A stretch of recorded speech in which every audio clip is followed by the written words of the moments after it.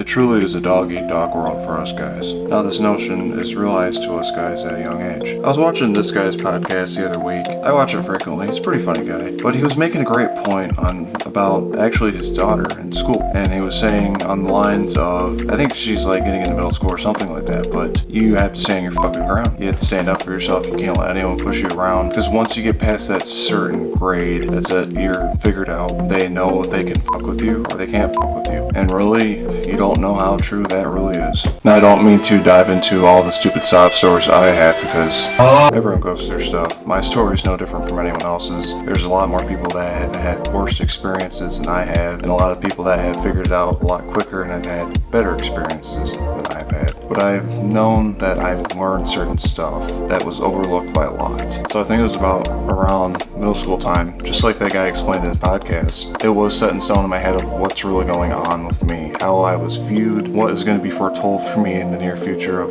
grade school, basically. Yeah, you're forced.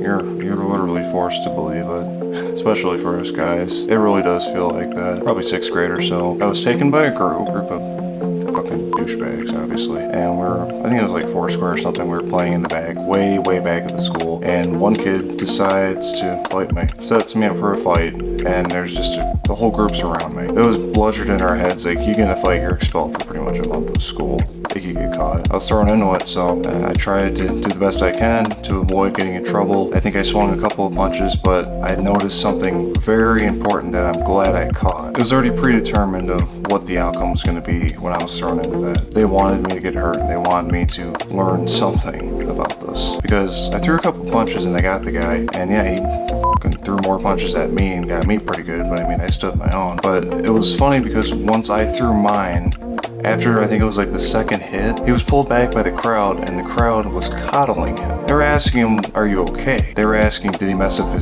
your braces?" They were looking at me with disgust, their fist clenched. If I would have hurt this guy even more, I would have had at least probably 15 dudes on me and got jumped. And that's the message they wanted to put out to me, is this is how you are viewed, this is how it's going to go, and it's not going to change as of this moment. And that, my friends, is what is known as a fear tactic. Fear will truly run your life if you let it. Even if you let it a little bit, it's hard. It's really hard to get out of that cycle, especially in that setting. It's exactly what dogs do when they're puppies. They sort out the weak and they push them aside, and the more dominants make themselves more noticeable and more apparent than the weaklings. And yeah, you could say this is the reason why I got into natural bodybuilding. Why for probably the rest of grade school I put out the vibe of, please, don't fucking talk to me. No, fear will truly run your life, and it takes time to get over it. It really does. No one can help you but yourself. No medication can really help you. It's really your own battle. It may take some longer, it may take some less longer. It took me a while, for sure, but I really wanted to learn about it. Because obviously, as you can see now, I got to a point where I want to learn this so I can help people get out of it as well. So I wanted to experience more of it almost. And this wasn't forcefully. I was just going about how life goes about.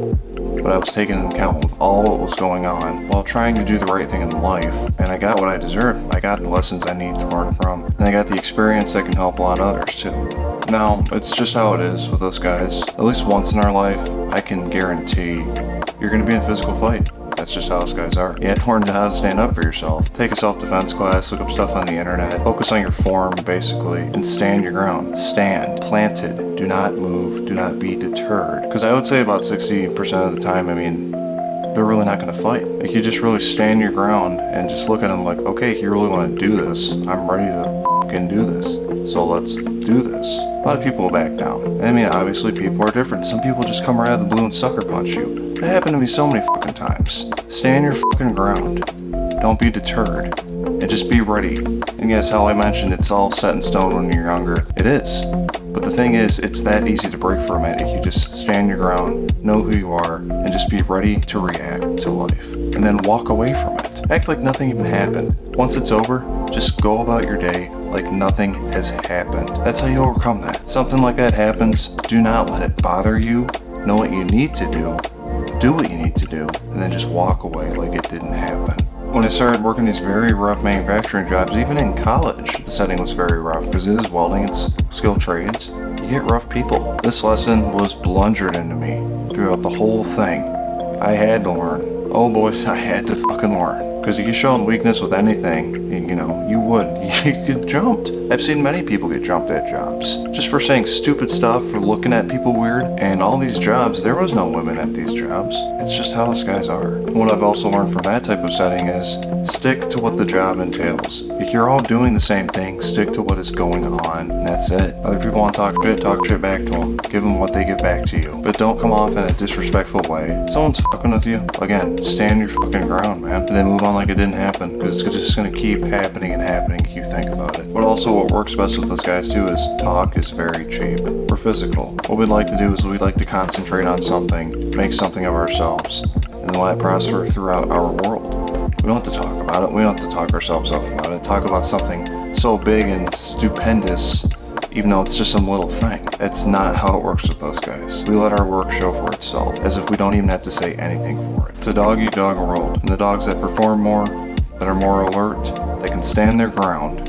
are the ones that are going to come on top. And it's all up to you. No one else can help you. No one can break your fear for you. No medication, no shaman, no nothing. And that's just the scariest thing that a lot of guys have to come to realize. It's you.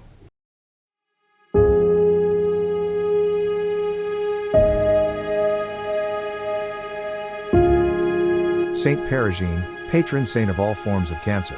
We ask you for your help in asking God to heal my cancer and keep it in remission. Pray for me so that I may live a long and faithful life.